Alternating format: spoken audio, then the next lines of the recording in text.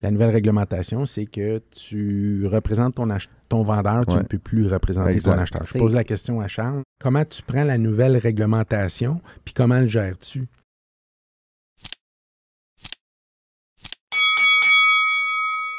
Parce que, Ben, pour ton information, avant, on pouvait, comme courtier immobilier, représenter les deux côtés. Parties. Exact. Chose, dans ma perspective, qui n'avait aucun bon sens. Ouais. Mais bon, ça, c'est une autre chose.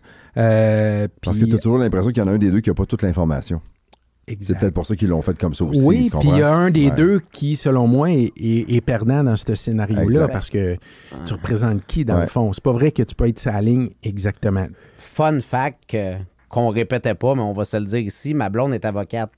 Puis depuis toujours, elle me dit, puis honnêtement, on gardait ce commentaire-là à la maison, mais elle me disait, ça fait aucun sens que votre ordre vous laisse faire ça, représenter les deux parties.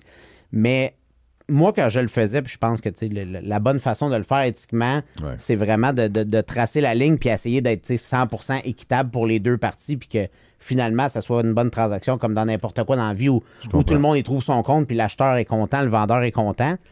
Maintenant, on peut plus le faire, mais on le fait quand même encore des fois par la bande, c'est-à-dire qu'il faut expliquer à l'acheteur qu'en premier lieu, on a été engagé par le vendeur, on travaille pour lui, puis on représente ses intérêts.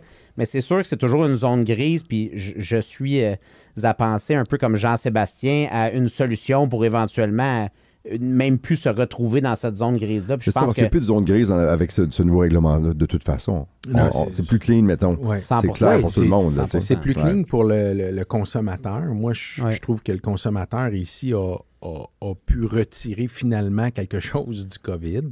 Ça a peut-être créé et activé ça. Mais moi, je suis pour ça, puis je suis d'accord.